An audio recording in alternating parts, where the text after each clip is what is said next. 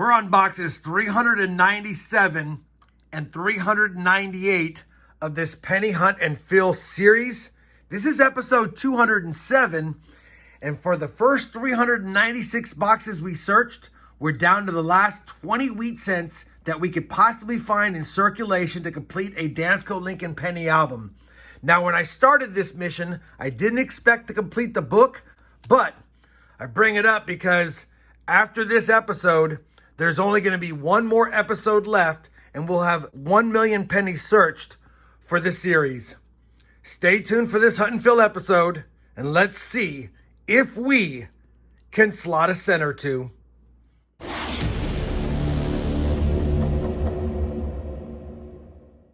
Hey everyone, it's Rob Finds Treasure, and welcome back to the channel. 2 more penny boxes, 2 away from the end of the series. We've got the last one from Massachusetts. I hunted 2 in the previous hunt, and I've got 1 from Pennsylvania, and I've got 2 more for the last series finale. So we got kind of a mixed box hunt here as far as 2 different states. We're going to get right to it. I'll give you guys a look at the book at the end to see if we have upgrades and additions. I've already popped the top of both boxes, double checked. We have circulated cents. Didn't see anything fancy schmancy when I did a quick peek on them, but you never know what's on the inside. You guys know the drill. When I have a find, I'll bring you in. Roll number 4 is going to give us our first wheat cent, almost an ender, second from the end, reverse facing. 1952 out of Philadelphia. 1 hour later. Welcome back. Well, holy smokes, we're already on roll 25, and as good as the first couple of Massachusetts states boxes were, this one's been a little bit slow. We're only going to have our second wheat cent of the box, reverse facing, and it's a 1953 San Francisco. So 2 wheat cents to go along with 6 Canadian cents and a bunch of copper. That's it so far. Hopefully the second half of the box heats up. Roll number 28. Wheat cent number 3. A 1948 out of Philadelphia. Roll 29. We have 4 wheat cents now. And that's an oldie. That is an oldie. 1927 Philly. We're not going to need it. Might be an upgrader, but good to see one that's 98 years old in the box with a full rim and good details. 1927, finally, a good find in this first box. Roll number 32, wheat cent number 5. It's going to be a 1941 Philly, so we had to scope it for one of those 3 different DDOs. One's at the date, which I haven't found, and then the other ones you can see on Liberty and on the word trust specifically, but this is not going to be any of those. Either way, we have 5 wheat cents now for the board, and the box is getting better with 18 rolls left. Roll 33. Wheat cent number 6 is a 1942 out of Philly. Roll number 37. And wheat cent number 7 is a relatively nice 1951 Philly. I'll definitely take that one. 7 on the board. Roll 38. Wheat cent number 8. A 1950 out of Philly that looks like it's been polished. Roll number 41, and we're going to have our 9th wheat cent, and it's another oldie, not quite as old, but a wood grain finish 1936 Philly. And there are a lot of different double dies you want to look for on the front of the 1936. All of them mostly visible at the date. But you always want to scope Liberty and the motto just in case, because there are others. Well, there's several, but that's not going to be any of them. It's wheat cent number 9, and it's our second one pre-1940.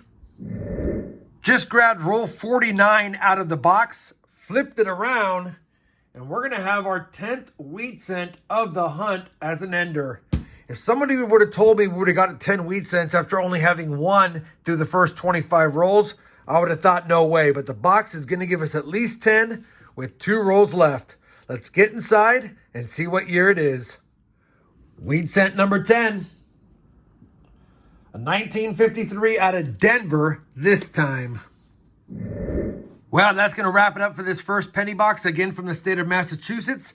Good box overall. Started off slow, got us to 10 wheat cents, including 2 of them pre-1940, with one being a 1927 and the other one being a 1936.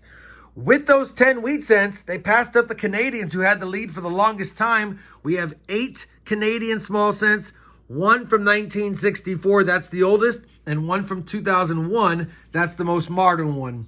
When it comes to side finds, I just like the way it's toned. This really nice 1973 toner. It's got, hard to see on camera here, but it's got like a purplish bronze tint to it. Really like it, and it's really nice, of course, overall. Does have a little streak on his forehead, but what are you going to do about that? As far as over here, we also had a strike through right there on the back of this coin. I'll put it under the scope.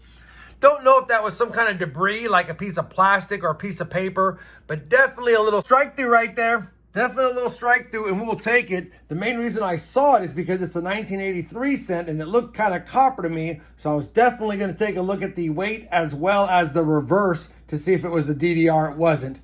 Very cool overall. So, great box, 10 wheat cents, couple of side finds, 8 Canadians. Oh, forgot to mention, 3 pounds and 2 ounces of copper in that box. So well on our way to over 5 pounds, maybe even 6 pounds if the Pennsylvania box can do just as well.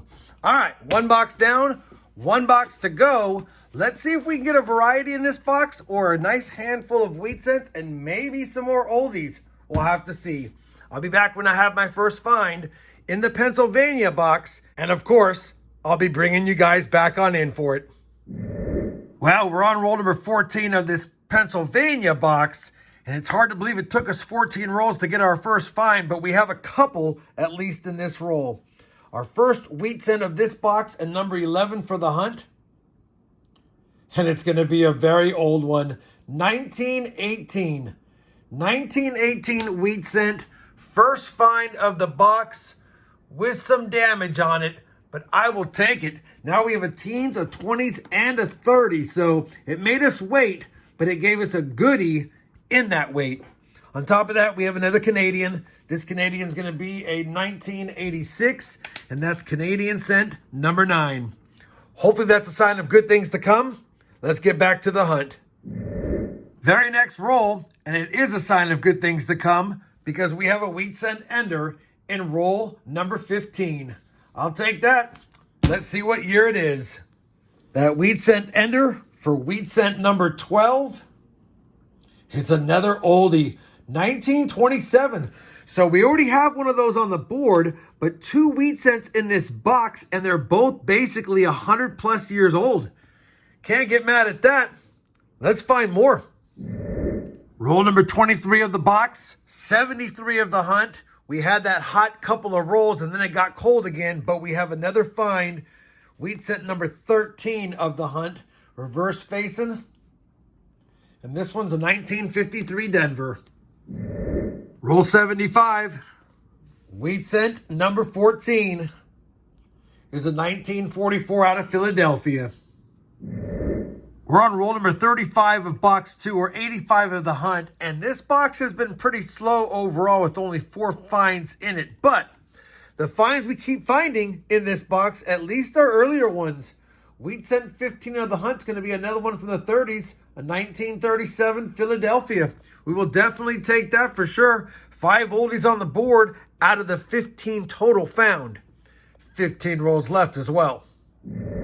Well, we're on roll number 37 of box 2, 87 for the hunt, and I said at the beginning of this video, I thought or I hoped that I could find a variety, and we finally got one. A 1972 Philadelphia minted penny underneath the pluggables microscope. Got it zoomed in. To a trained eye, you know that that's extra thickness on the letters, but I know not everyone can see that. So the next thing I look at is Liberty. And you can see on Liberty, we've got a little bit of doubling at the base, and the B looks extra thick. So I looked at In God We Trust, and sure enough, you guys should be able to see the doubling on the left. Everything is to the left of In, and of God, and of We, and on Trust. You can see the doubling all to the left of everything, even a couple of serifs at the base of the S. So I did a little research because I know this is either the 103 or the 108. And based on the die markers, it's going to be the 103. You can see the doubling at the base here of the L. Little bit of thickness on the B in Liberty. But most importantly, we have all the doubling markers on In God We Trust. And there's even some doubling on the date, the 1972. But in my example, because it's been circulated, you can just see it's extra thick a little bit. It's harder to tell. But most definitely a 1972 P DDO FS 103. It's got Ring of Death damage there. It's got Ring of Death and some gouges there. And it even has damage back here. So it's not in gradable shape. It's not in gradable shape. It's a nice looking coin outside of the damage. Probably would have got like an MS63 brown had it not had all of the damage to it, unfortunately. So not a grader, but definitely a DDO, and one I will add to the collection. I know I have a few of those, and I even have some red examples. All right, we're on the board with a double die, basically a variety like I wanted. 13 rolls left. Roll number 88. We're going to have our first double wheat cent roll. Got one right here in the front. Our first 56 Denver, and one only a few coins behind it. A 1945 Philadelphia. 17 wheat cents on the board. Well, unfortunately, that's going to wrap it up for that 2-box penny hunt. The second box from Pennsylvania was a little bit light on finds. Only 7 wheat cents in there for a total of 17. But like I said, of the 7 wheat cents, 3 were oldies, and we got a variety. So not bad overall. More of a quality hunt versus quantity. 17 wheat cents. We got that strike through on that 1983 penny. The oldest wheat cents, we got a 1918p in pretty good shape. Could be an upgrader. 2 1927p's. One in really good shape. Could be an upgrader. And then a 1936 and a 1937. On top of that, you've already seen it. We got the FS 103 1972p DDO penny. Got it dated right there as well. Side finds, Canadians slowed down from the Pennsylvania box. Only 11 now in total, which is a lot, but 8 were in box 1. And 2 were 1964 Queen Elizabeth laureate portraits, or Queen Elizabeth II, I should say. We ended up with 4 1959 pennies, and I didn't mention it in the first box recap because I got excited about the Copper Cup. But yeah, no 1959s were found in that Massachusetts box. 4 in this box, and 2 nice coins. We added a nice BU71P, not the DDO, and you saw that tone 1973P. Speaking of copper, overall good hunt. 5 pounds and 9 ounces, which means we got just over 2.5 pounds in the second box, or right around 2.5 pounds in the second box. Can't get mad at that. We're adding copper. We got some oldies, got a variety, and some beauties.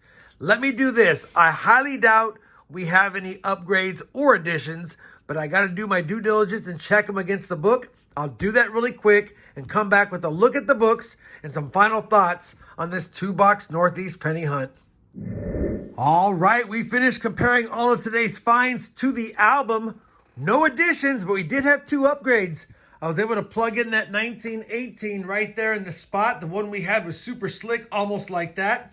And then the 1927 was also upgraded because the one we had was more slick than that 1926. So got 2 upgrades, no additions, unfortunately. And so now, I hate to say this, 398 boxes searched. We only have 1 more episode left. Even with the 2 upgrades, we're missing 20. Now, I will give you guys a full recap at the end of the next episode showing the ones we didn't get, and I'll probably even plug some in that I have available in some of the less than key dates or semi-key dates if I have them. And we'll close out the series after that. And don't worry, I've got another one of these books. We'll start another one. That being said, I want to thank the subscribers who sent me those boxes. The last 2 boxes will be from Pennsylvania, and I'm hoping they're better than the last box we just hunted today because they came as sister boxes to it. But you can't go off of one box. Every box could have its own set of goodies. 1 more hunt to go. We had a good hunt this time with a couple of upgrades. I'll take that. But man, can we get one more edition before we close the series out? We'll have to see. If you guys had fun watching me search these 2 boxes of pennies, you certainly know I'd appreciate that thumbs up. And as always, everyone, happy hunting and thanks for watching.